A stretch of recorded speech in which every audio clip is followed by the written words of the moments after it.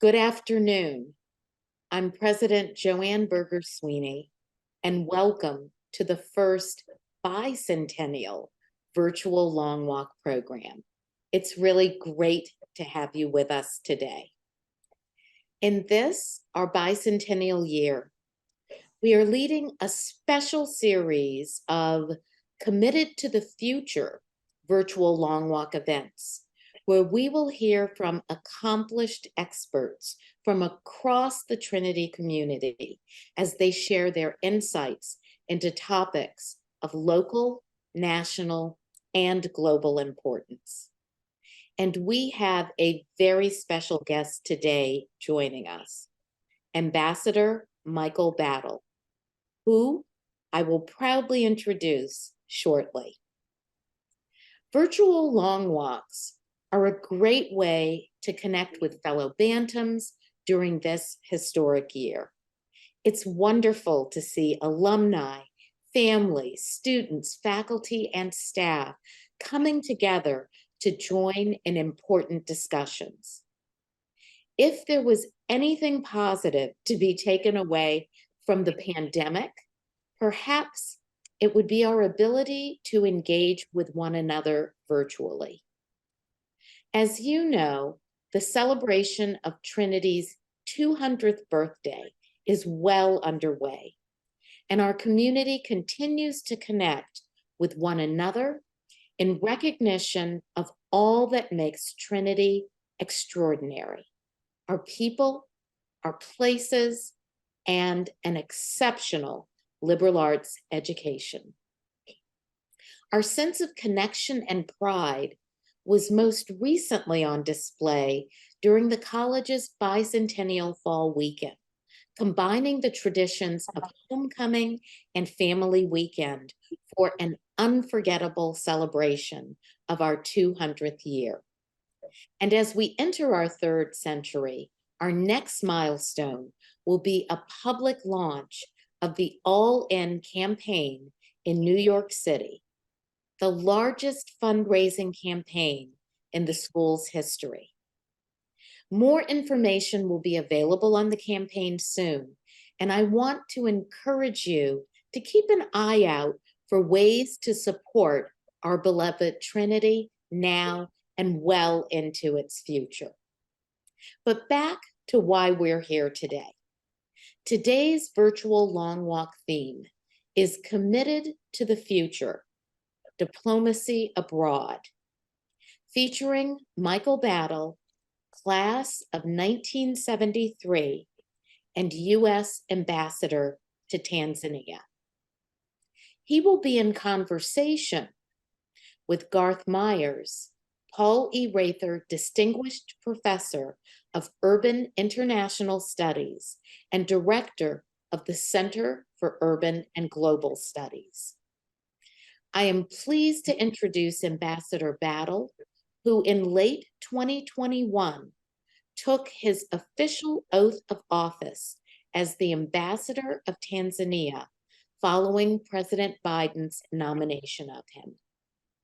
He has led a distinguished career of public service spanning 4 decades as a diplomat, in academia, in the faith community, and as a military chaplain, where he retired with the rank of lieutenant colonel. Over the years, Ambassador Battle has enjoyed successes as an administrator at some of America's finest educational institutions, and has a long and distinguished history of involvement with the people and governments of Africa. For his accomplishments and impact, in 2011, Trinity presented Ambassador Battle with a Doctor of Divinity honorary degree. Now, to do his background and accomplishments justice would require more time than we have today. But I'm thrilled to share that Ambassador Battle has agreed to help coordinate a Trinity trip along with Professor Myers, an alumni and family trip to Tanzania, in either the summer of 2024 or possibly January 2025. An opportunity to unite faculty, alumni, staff, and possibly students for a once-in-a-lifetime trip to support the college. Currently, we are in the initial stages of planning such a trip, and we'll share more details. But if you're interested in participating, please send an email to presidentevent@trincoll.edu, which is posted in the chat. So if you're interested or think you'd like to hear more about a trip to Tanzania, coordinated with Ambassador Battle and President and Professor Garth Myers. And yes, I said president because my hope is that I will also be able to join the trip. But to get back to today's business, Ambassador Battle, we are honored to have you here. And we are honored to also have to moderate this discussion Trinity's Professor Garth Myers, who, as I mentioned, has a focus on African urban studies, comparative urbanism, and urban environments. Professor Myers has written extensively on African urban studies and comparative urbanism. Professor Myers came to Trinity in 2011 after 16 years at the University of Kansas, where he served as director of the Kansas African Studies Center. And we are thrilled to have him and his expertise on our campus and as the moderator for the discussion today. I hope everyone enjoys today's virtual long walk event and the opportunity to listen and learn from one of our country's best, Ambassador Michael Battle. Thank you, and I now hand it over to Garth Myers. Thank you so much, President Berger-Sweeney. And it is really an honor to be here and to have this opportunity to meet with Ambassador Battle again. And I hope that those of you who are listening from around the world will share in this excitement about the possibility for us to have a Trinity trip to Tanzania. And Tanzania is really my other home in the world. I've spent a lot of my research time there. So I'm really excited to take this opportunity. Ambassador Battle, I have some questions for you, and there may be some questions that come up, from the audience as well that I will moderate for us. And I broke my questions up into three categories, roughly sort of Trinity questions and ambassador questions, and then questions about the future that relate to the theme overall of our session. And let's start with the Trinity questions. So there's three of them, but they kind of go together. So if you don't mind, I'll ask them all together, and then you can choose which one you want to answer first. The first is what brought you to apply to and ultimately attend Trinity. The second one is, was there a professor, administrator, classmate, group, or a team at Trinity that was especially impactful on your career? And then lastly, how did your time at Trinity prepare you for your life and your career as an ambassador? Well, thank you so much, President Sweeney, and thank you so much for the questions that you have raised. Let me respond to the first one, what brought me to Trinity? There are two factors that brought me to Trinity. One was purely an accident, in the sense that I was at a New England College recruitment day at my high school in St. Louis, Missouri. And there was a recruiter from Wesleyan College and a recruiter from Trinity College. And I had walked by the Wesleyan desk. I had no interest in going to Wesleyan, but the Trinity recruiter thought that I was showing an undue interest in Wesleyan. And so he came up to me and said, "You don't want to go to Wesleyan. It's in a small town. You want to come to Trinity. Hartford is the center of the state, the capital of the state. There's a lot of life in Hartford." Of course, I had not been interested in Wesleyan. And at that point, I had not known much about Trinity. But he was so persuasive as to why I should go to Trinity and not Wesleyan that I took time to converse with him. And then when I applied, there was an unfortunate event in that there was a young man from my hometown, St. Louis, Michael P. Gottman, who was killed in the Vietnam War. That was in 1969. And his family started a scholarship in his honor for a person from St. Louis to attend Michael's alma mater, Trinity College. And I was fortunate enough to have received that scholarship. And that's how I got to Trinity. And it continues to be one of the best experiences in my life.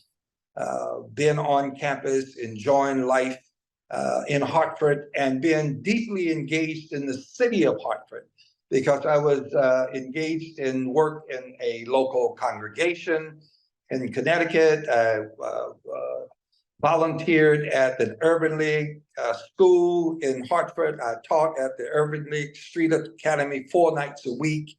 I coached 3 local softball teams and 1 local baseball team. So Hartford became a lively place for me. In terms of professors at Trinity, now, Trinity's professors have been instrumental in every aspect of my life since entering Trinity and to the rest of my experiences professionally. John Gettier was the chairman of the Department of Religion at Trinity, and there were many professors, but John stands out in that John was supportive of me when I went for the Rockefeller Foundation grant to go to seminary at Duke University. John was my primary counselor and engaged with me in very deep questions, and was the one who interested me in philosophical thought related to questions of theology. And after I graduated from Trinity, Dr. Gettier and I remained close friends. When I was the university chaplain at Hampton University, I invited him as a principal lecturer at the Hampton University Adventist Conference, which is the largest interdenominational conference of clergy in the African-American tradition. And John lectured, and we remained friends. And then, of course, Dr. Henry Young, who introduced me to process theology. And I've always considered myself a process theologian. He was the one who nominated me to become president of the Interdenominational Theological Center in Atlanta, Georgia, where he had taught at one time, and he had also taught the chair of the board of ITC. And Dr. Herbert Edwards, who was one of my professors at Trinity, was responsible for my first job after I finished seminary.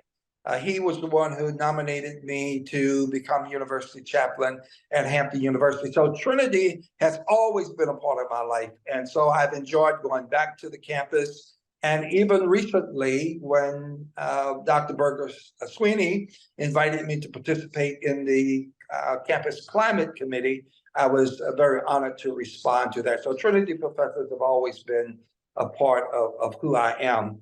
And Trinity shapes everything we do as graduates of Trinity.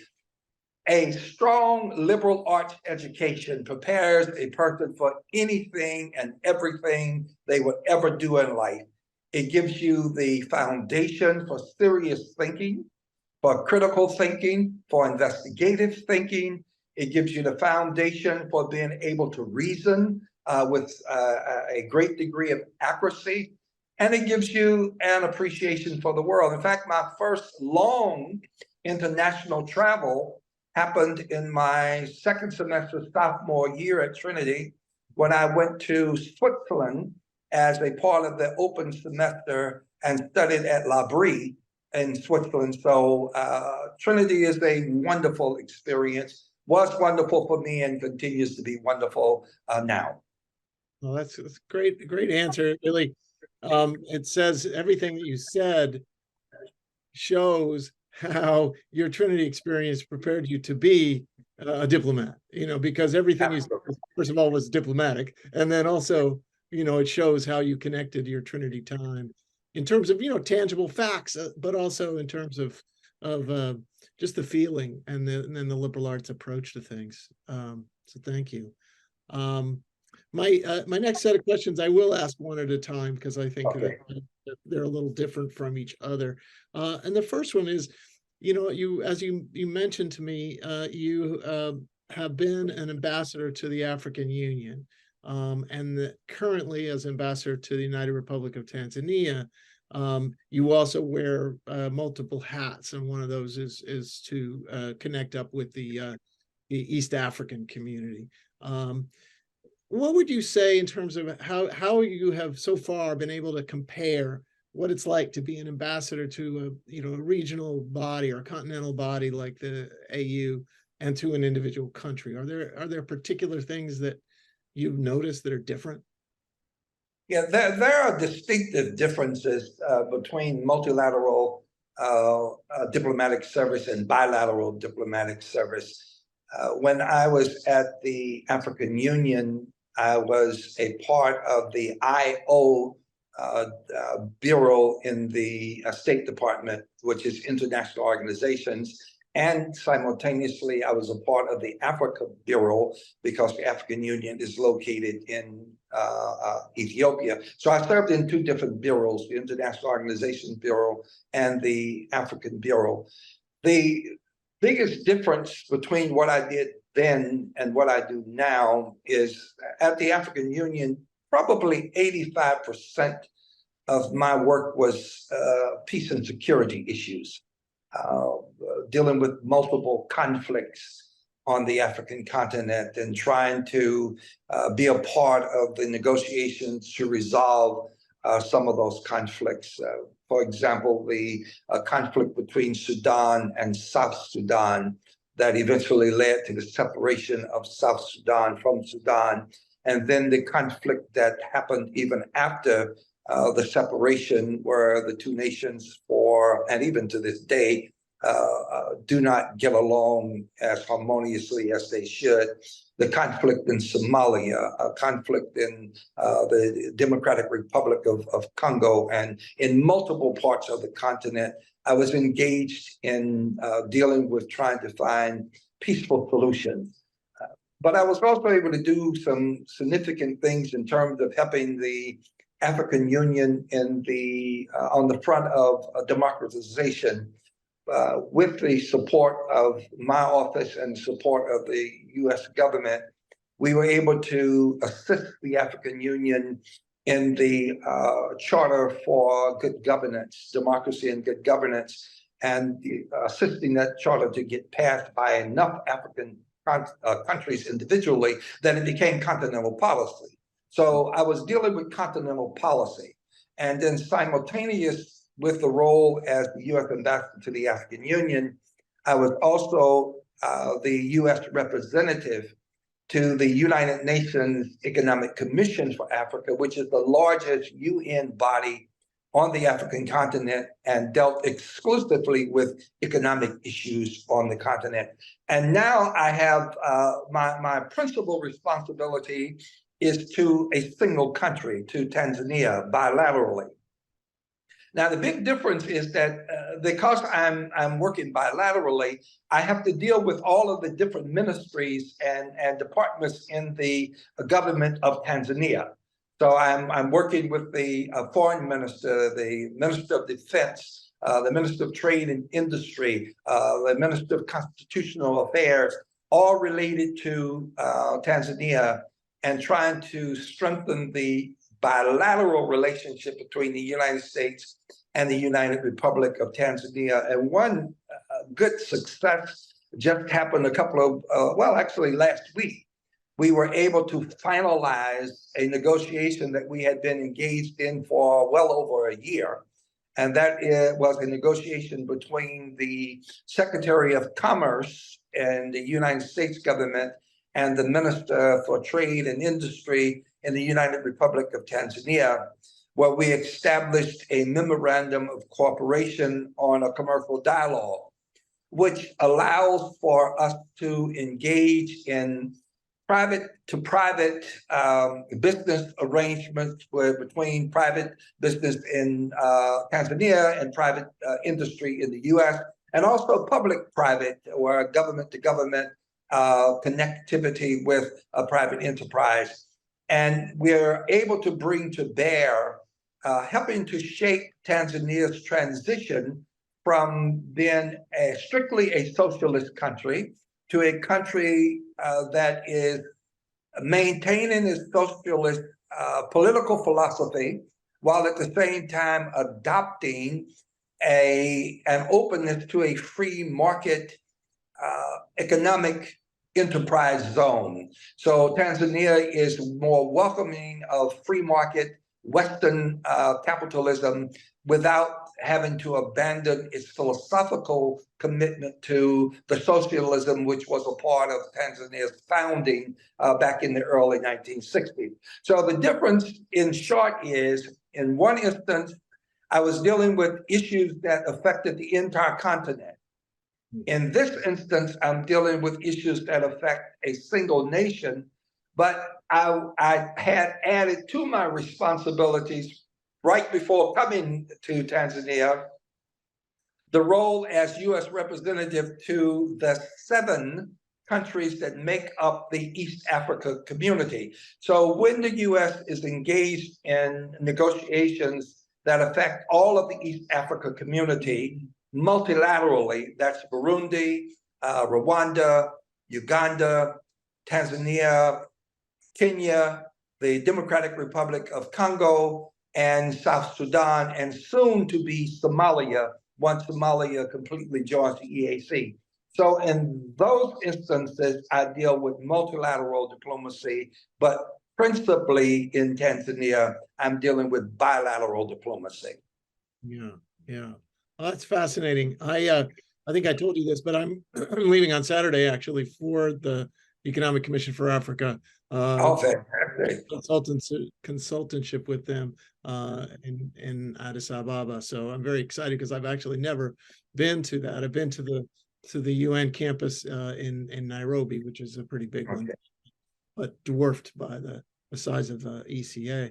And as I said, I've done a lot of my research in Tanzania, so I'm very excited about hearing this. It really is an extraordinary change to have Tanzania supporting the Tanzanian government building this trade agreement with the United States. It's always been not totally negative in relation to the United States, but there's always been a sort of tension around the socialist orientation of. Well, the tension has a lot to do with the fact that Tanzania historically has been connected with the People's Republic of China in terms of political philosophy.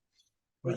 When you read Julius Nyerere, the founder of Tanzania, one of the things that Nyerere said a long time ago was that socialism for him was a tool. It was an instrument. And as long as the instrument worked, he was wedded to socialism. But Nyerere also acknowledged, even back in the 60s, that there would come a time in Tanzania's evolution as a nation that socialism might not work as effectively as it worked in the past. And so he opened the door for the possibilities of what's happening now, and that is Tanzania's engagement with multiple partners throughout the world and free market enterprise. Tanzania has a strong relationship with India, with Japan, with South Korea, with the European Union, with the U.S. And what we've consistently said to Tanzania is that we are not pitting ourselves against any other nation. We are simply trying to show that a relationship with the U.S. Constitutes a reliable, a dependable partner that is able to bring to the table the kind of transformative economy that will also be transformative in terms of the democratic space. because good governance and economic growth go hand in hand. And the converse is also true, that economic growth, it goes hand in hand with good governance. And that's the story that we are consistently trying to demonstrate here in Tanzania. Ambassador Battle, we have a question from an old colleague of yours, Mark von Meerhauser. Okay. Hello, Michael. I recall being on the same floor as you and Elton during our freshman year at Trinity. His question is very much related to what you were just talking about. He asked, could you characterize the influences, political, economic, etc., of Russia and or China in Tanzania? And I'm assuming this to be now, as opposed to... Yeah. Yeah. You know, I just finished an article that should be published next spring, where I am doing an analysis of BRICS. BRICS is a multilateral alliance, Brazil, Russia, India, China, and South Africa, which represents a shifting of political and social alliances among nations. And in that article, I talk about how Russia and China particularly are not using in the sense of taking advantage of, but are seeing the utility of other nations and their relationship with other nations to influence public opinion, global public opinion on international policy. The African continent has the largest number of votes in the United Nations General Assembly of any continent. So it has an important role to play in shaping international policy. There has also been an agreement among most of the members of the United Nations that at some point that Africa will represent with a seat, a permanent seat in the Security Council, not a veto power in the Security Council, but a permanent presence in the Security Council, which again increases the importance of Africa on the global stage. So Russia and China are deeply engaged in the process of trying to win over African public opinion, to sway African public opinion toward things that Russia and China would like to achieve on the global stage. What we have done is, have said that it is true that we are competitive with China. We're competitive in some sense with Russia, but Russia doesn't really have as much of a competitive flow on the African continent as it would like. But we are competitive with China, but we're also looking for opportunities that we could be collaborative and cooperative with China, because there are issues, for example, like climate change, issues like dealing with the infant mortality and maternal mortality, issues like drug trafficking that cannot be solved bilaterally, but must be solved multilaterally. And it's going to take collaboration with countries like China and like the U.S. and the European Union to attack those real complicated issues. So we are competitive with China, and we're also looking for ways that we can be collaborative and cooperative with China when it serves our interest to do so. Great, that's a great answer. Thank you. And yes, indeed, I do remember Elton Hall and Jones Hall and High Rise and 222 New Britain Avenue and 171 Zion Street, all of the places that I lived when I was at Trinity. Fantastic, fantastic. The neighborhood's still there. Absolutely. So I have to follow up with a question that relates to your time in Tanzania, and that is that right before you came officially to Tanzania as the U.S. ambassador, Tanzania had a tragic event where President John Magufuli died, and his vice president took over, and the extraordinary transformation meant that Tanzania has its first woman president, Samia Suluhu Hassan. So you have, I'm sure, heard many things about President Magufuli. But what has it been like for you seeing this transformation over the last 2.5 years of Tanzanian society, having a woman president who seems to me to be quite popular and effective? Well, it's an absolute delight working closely with President Samia. She loves to be called President Samia. And so that's what I respectively refer to her as. One of the reasons that it's a joy working with her is that she is so politically astute. She is exceedingly wise. She took a country that denied the existence of COVID-19 when there was about a 4% vaccination rate prior to her presidency. When she became president, she worked closely with U.S.A and with the CDC at the U.S. Embassy to take Tanzania from a less than 4% vaccination rate to over 96% vaccination rate in less than a year. She also showed that she wanted to be a political reformer. So she started reaching out to opposition groups, where under the previous president, opposition groups were crushed and were disallowed. It was rather a tense time for civil society and opposition groups. President Samia, on Women's Day, a Women's History period, decided that she would not attend an event in her party, which is the CCM, which is the ruling party in Tanzania. Rather, she went to events in the opposition parties, led by the opposition groups, and made speeches about why Tanzania must transform itself. She has opened up democratic space. She is engaged in providing more opportunity for media expression. In fact, I'm scheduled to be on a program with her this Saturday, where we will be talking about a number of things as it relates to the growth and prosperity of Tanzania. And she's a friendly person, a wonderful person. She wears a hijab wherever she goes. She is strongly, deeply Muslim and strongly, deeply courageous as a woman leader. And one of the things that impressed me so much about her, this is a Muslim president, but on Ash Wednesday, she did a public address and was encouraging Tanzanians, no matter what their faith was, to respect the fact that a lot of people will be walking around with ashes on their forehead. And so here, a Muslim president explaining Ash Wednesday theologically and culturally to a nation that is equally divided among Christians and Muslims, and explaining why Muslims and Christians and everybody else should respect and embrace the right of people to have ashes on their head.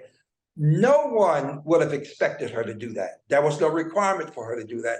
Just recently, and I've been talking to people who are close to her about trying to encourage this kind of thing.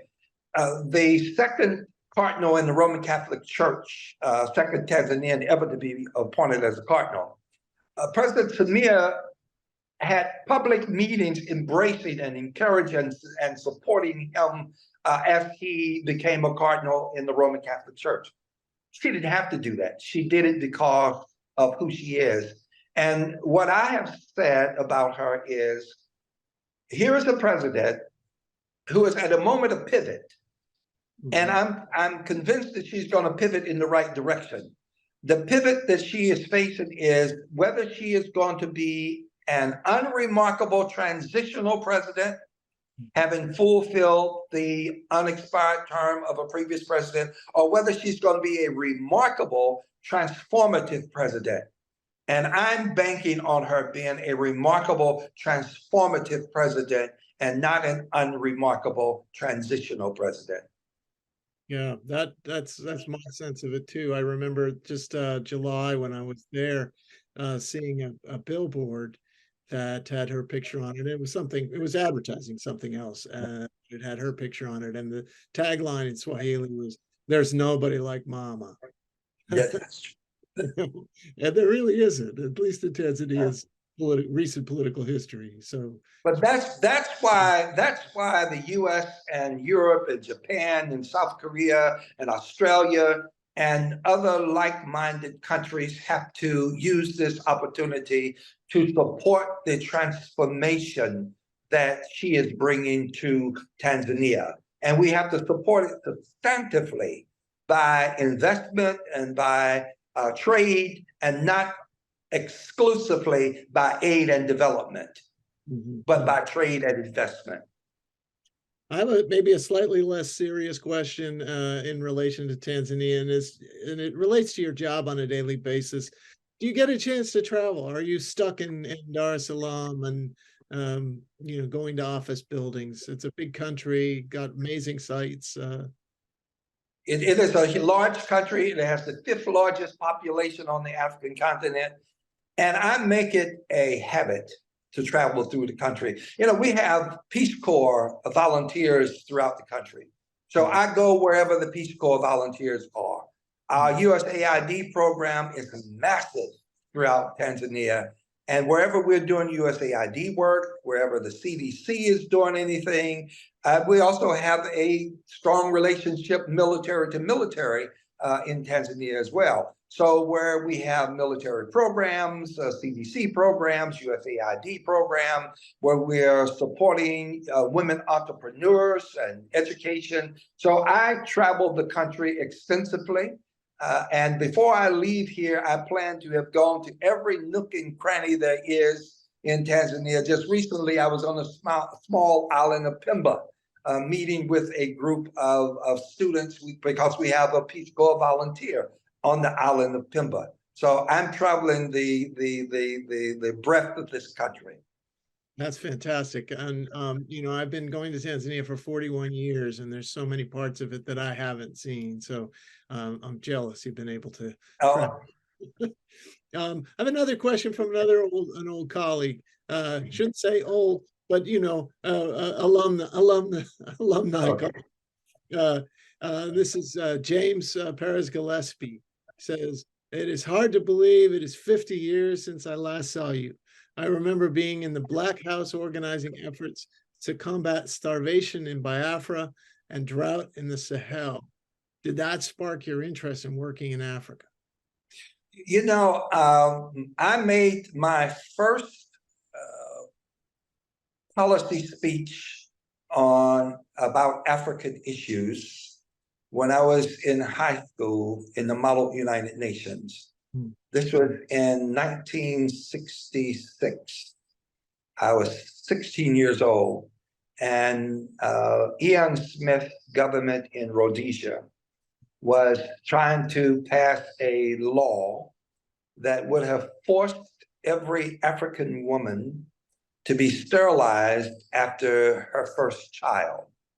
And as a 16-year-old high school, I stood up on the floor of the Model United Nations and passionately argued against the Ian Smith government long before Zimbabwe ever came into being. So I've had a passion for the African continent for a very, very long time.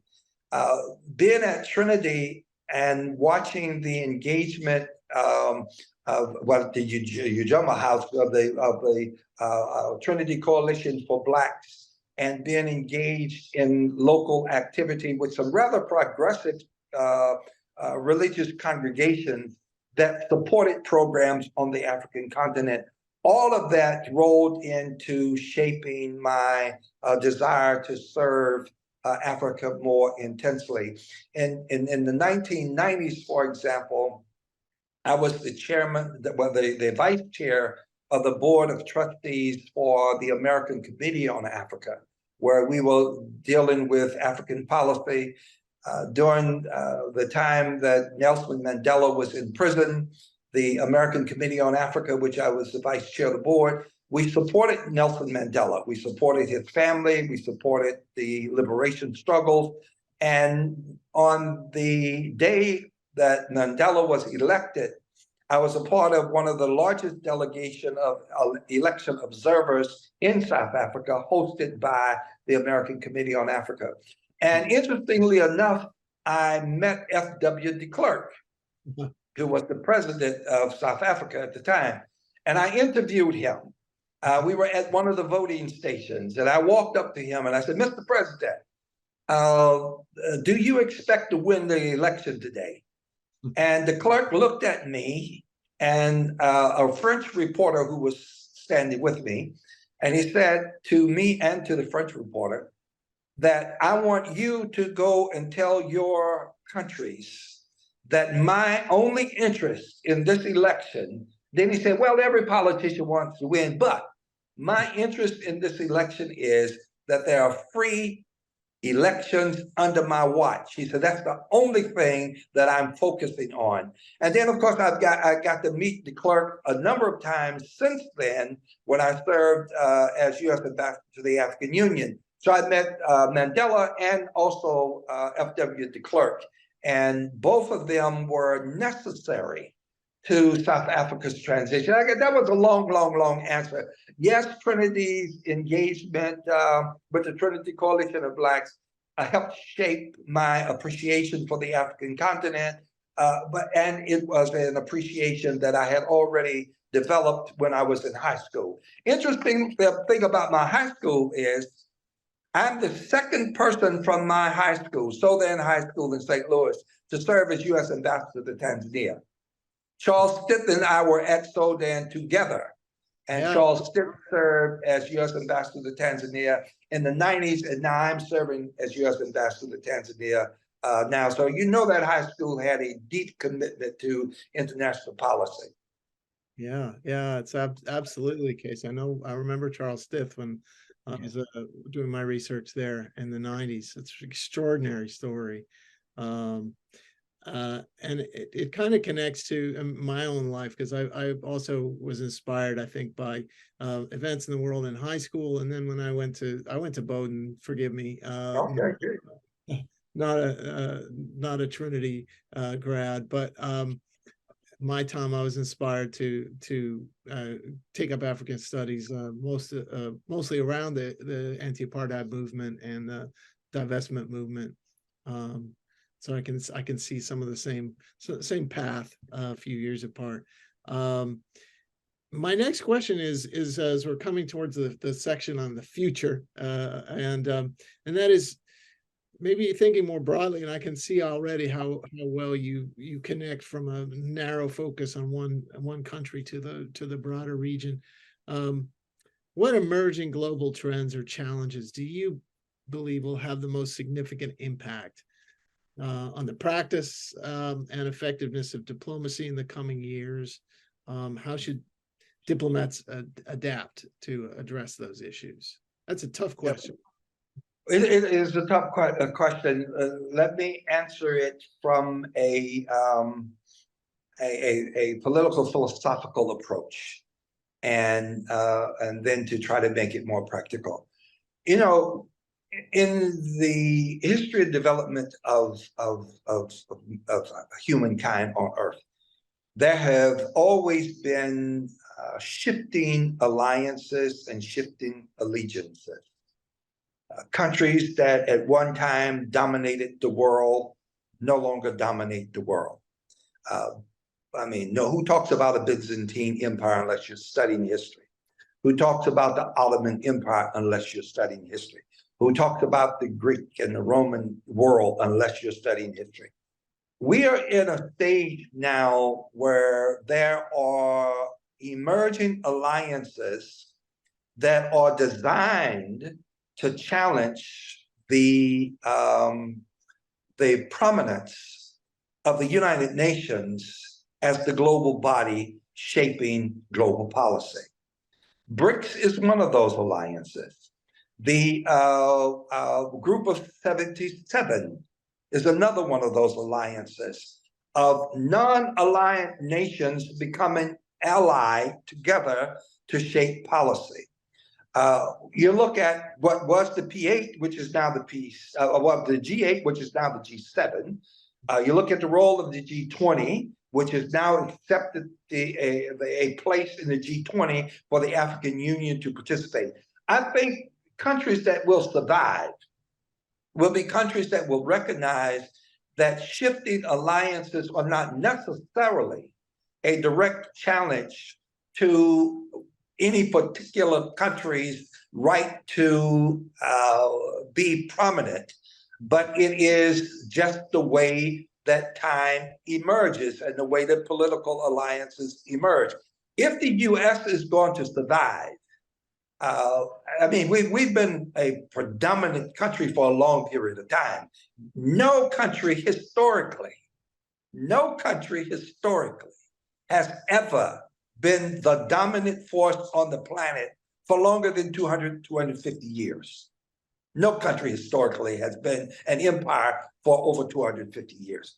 If the U.S. is going to survive, it's going to be because we are smart enough to see that our survival is not unilateral.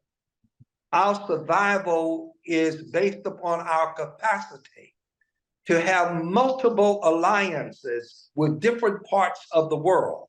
There was a time, for example, pre-Kissinger and pre-Nixon, where China was not even a consideration for American policy.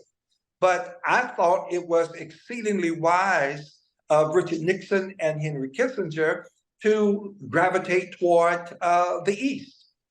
So we now see that our survival is not based only on our relationship with NATO and with Western countries. Our survival also depends on whether or not we're going to have a role and a voice to play in the Indian Ocean corridor, in the South China Sea corridor. Not that we're trying to displace anybody else, but we just want to be a part of all of what shapes global political activity and affairs. So survival is going to be on the wisdom to recognize that we cannot face the world unilaterally. We cannot face all of our partners with exclusivity on bilateral relationships. We have to do bilateral and multilateral relationships, and we have to be simultaneously aligned with different sets of interests in different parts of the world in order to survive. Mm-hmm. Mm-hmm. I've in the meantime gotten two questions that take us back a little bit on our timeline back to Tanzania. One is from Pinal Patel, who asked what the biggest challenges in the country of Tanzania and on the continent are that you see. And then related to that, David Murphy from the class of 77 asked how well received in Tanzania is China's Belt and Road Initiative? Let's start with the second question. The Belt and Road Initiative in Tanzania is received exceedingly well. Just as the Belt and Road Initiative is received in a lot of parts of the continent exceedingly well. But there's a reason for that. Belt and Road Initiative provide infrastructure development that Tanzania and the continent desperately needs. Infrastructure development that we have not traditionally done, but that is needed. Now, in my conversations with African leaders, both when I was at the African Union and now in private conversations here in Tanzania, most African leaders recognize that they would prefer to have strong relationships with the West, because along with those relationships come free market enterprise, the development of wealth, the sharing of wealth, and the sharing of intellectual capacity, which China doesn't offer, unfortunately. China's Belt and Road Initiative normally constructs things using Chinese staff and workers to do the building and construction, where we have traditionally hired people from the country to do the construction, and we have also trained people in skills. But the scenario is like this. In fact, one African president told me and Johnny Carson, who was the Assistant Secretary of State to the African Bureau back in the Obama administration. Johnny and I were meeting with different African leaders, and a number of African presidents said this to us: we would prefer to work with you, but you are not at the table. So we are obligated to work with China. And that president also said to us, when you're hungry, you don't care who feeds you. Help us to get to a point that we're no longer hungry. Then we can discriminate when it comes to what we accept and do not accept. I do not fight against the Belt and Road Initiative. I don't fight against anything China does in terms of infrastructure development, because I think in many instances, China is delivering for African nations what much of the West is not delivering, and it's things that Africa needs. What I want to see is us, talking about the West and like-minded nations, to collaborate with the African continent, not only on good democracy, but on hard, deep, free enterprise, free market enterprise, capitalistic development that develops wealth and that develops an employment base that creates opportunities. If we do that, we will be very competitive with the Belt and Road. Now, one other thing about Belt and Road is almost running out of money, because China is going through its own fiscal struggles much more deeply than China acknowledges. So perhaps China will find the need to partner with us. Yeah. And the first question, could you redo that? I got so caught up in the Belt and Road. You sort of answered it in a way as you were talking, but it is what is the biggest challenge in the country and on the continent? And I heard definitely, infrastructure, poverty, Absolutely. But democracy probably the third. Yeah, but you can answer for yourself. No, well, I think your summation was exceedingly well done, and I ditto and concur with that summation. Great, thank you. So my last question, and maybe some questions from the audience, but my last question is from the professor side of me. How should we be teaching our students and raising our children to best ensure a peaceful future between nations? It's complicated by what we are witnessing in the world unfold, right? Where hatred and bitterness and antagonism seems to be so predominant. I think what we should teach our children and what we should practice is the acknowledgement that as members of the human family, we share a common survival, and we share the possibility of a common failure and defeat. Martin King used to say that we are inextricably bound. Yeah. If we could teach our children that they are inextricably bound to every other human being on the face of the earth, and that if we want global peace, it has to start with us. We have to be the instruments of peace. To quote Barack Obama, we have to be the promise that we want. We have to be the future that we want. And to go back to Henry Young, who taught me at Trinity as a process theologian, the future just doesn't happen. The future is shaped. And the shaping of the future depends on what we do in the present existential moment. And we have to teach our children to value every present existential moment, because what we do with the existential moment shapes and fashions the future. I can't think of a better possible place to end our discussion, because you said everything and quoted all the right quotations and putting that together and putting it in your own frames. I really thank you for this. And Thank you. And every answer, but that answer in particular is really very, very thoughtful and helpful and powerful. And I want to thank everybody who's attended today. And as we know, this will be available. We have a question at the very end. I think we have time if you're available to answer it, Ambassador Battle. Just Sure. got one question in from Gabrielle Murphy in Switzerland. And her question is, I have always believed that investment in education and innovation in the continent is the path to progress and not necessarily Western culture. Is this a belief commonly held? And if so, how can we outside of the continent help? You're absolutely right. Investment in education, the elimination of poverty, the creation of job opportunities, and not just academic education, but the investment in technical and vocational education is an essential investment to free the future for Africa and for the rest of the world.